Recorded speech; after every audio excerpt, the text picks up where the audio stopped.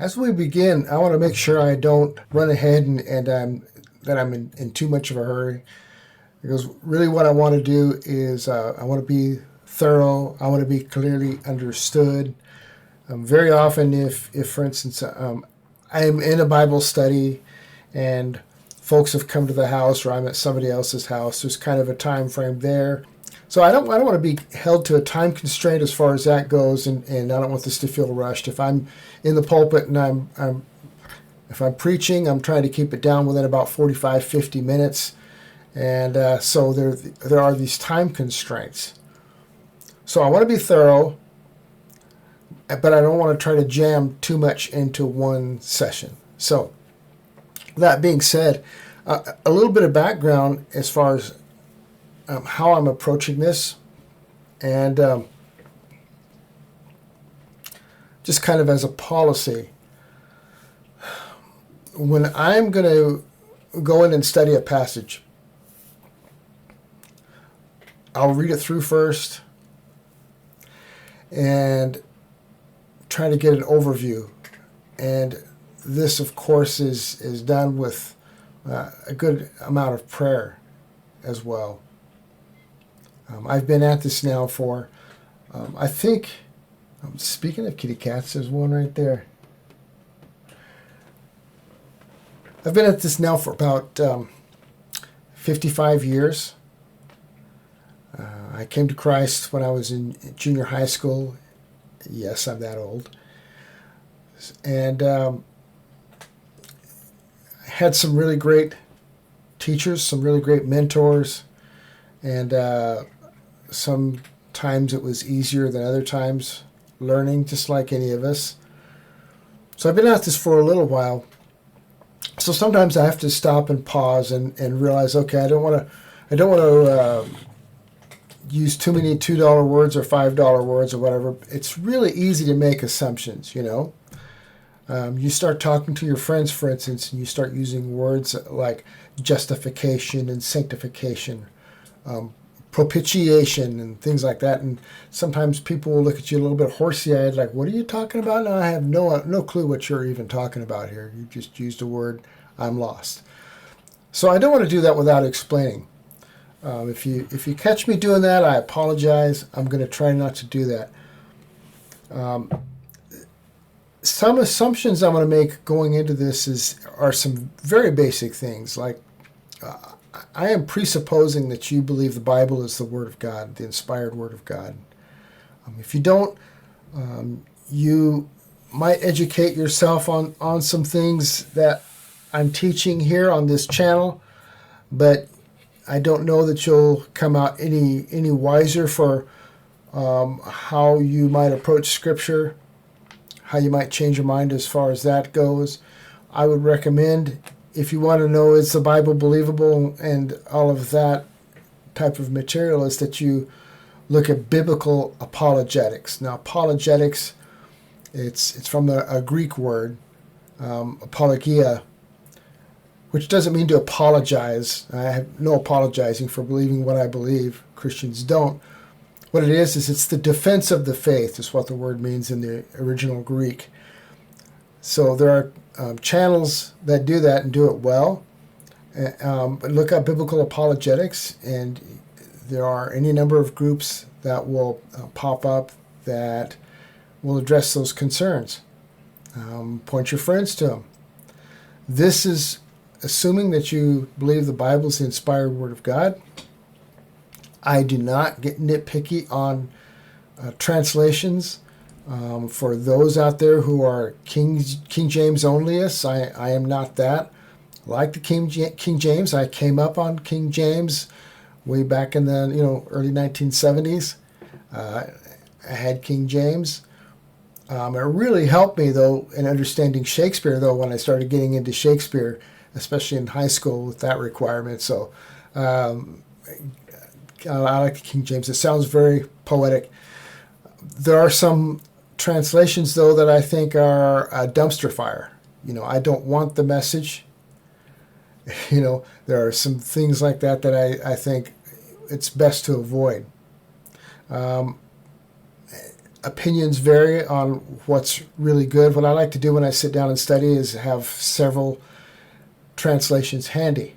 LSB is a newer one, and it's really great, and it's based on the New American Standard version of the Bible, the New American Standard Bible, and there are 2 or 3 stripes of that as well. And I'm not going to get into all those iterations and what changed and what hasn't, but LSB is very good.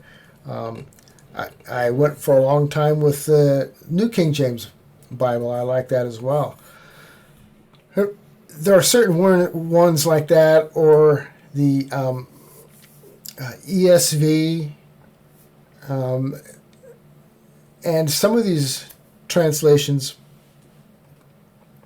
people can get really freaked out and make sure that, they're reading the right one and handling the right one, and freak out if they're not, because, is it the right one? I want to know what God really said.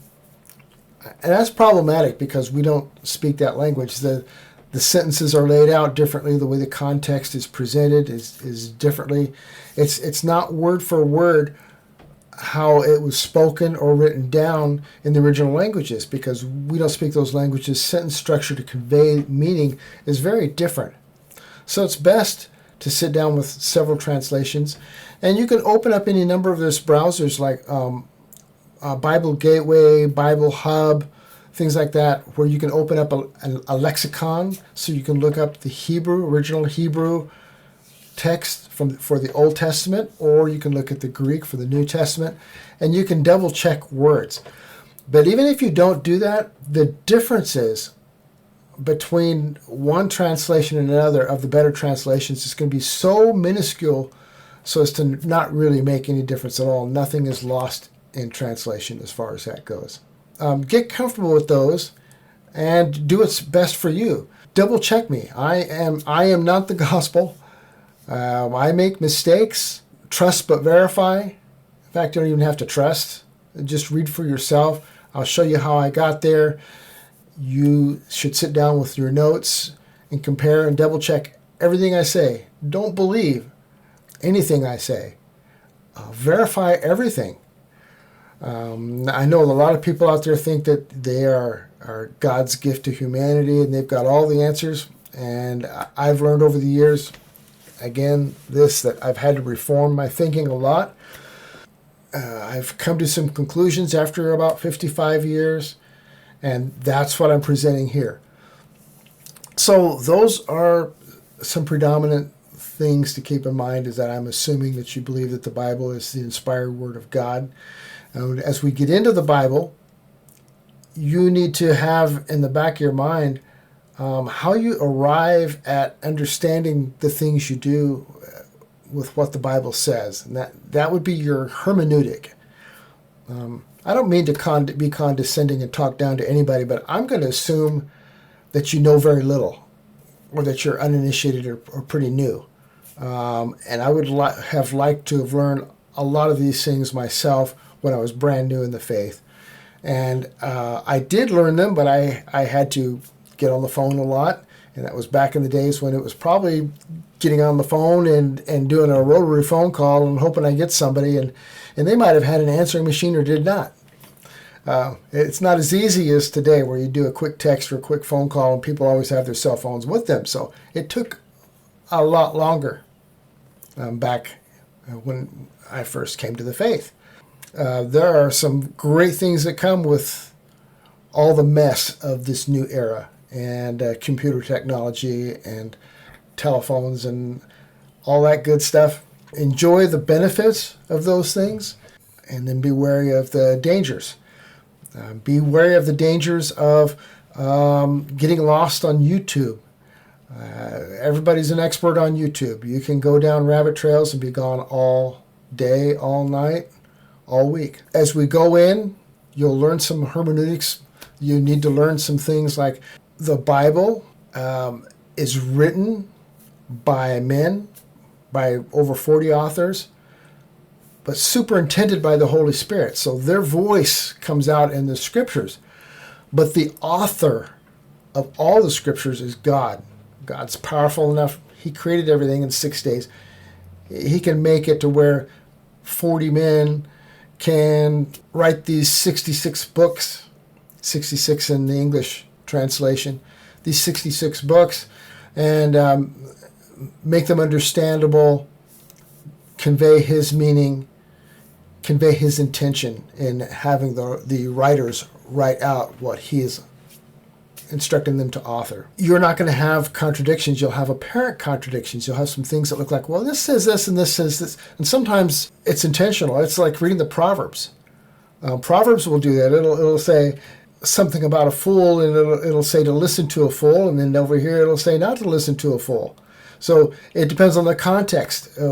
So there's this kind of dynamic going on. So within the body of that verse, surrounding it are more verses. Just pay attention to those. Understand a little bit or do some reading. Find out about the historical context of why some things are being said. And I'll try to point some of these out too where it applies to the passage that we're in or a particular verse or a particular phrase. I want to try to be clear about those things. So grammar is important. Where the grammar is not very clear in the English, we can clarify that by going into the original language and try to understand, the parts of speech and so forth and why we are to understand it the way it is. And then we cross-check those throughout the Bible with how those words and phrases and so forth are used elsewhere. So those kinds of things are important. And like I say, as we go along, we'll try to point some of those things out. And I hope that you find it helpful. Again, a lot of what I'm saying, I repeat myself a lot, but guess what? That's what teaching is all about. So there'll be some redundancy here, but I'm also trying to be clear. When we go into the book of Revelation, one of the things I want to do to try to remove some of the intimidation, I think, is I want to provide an overview overall of the book, who wrote it and why. We know that it's the Apostle John. Who wrote it and why? What were the conditions?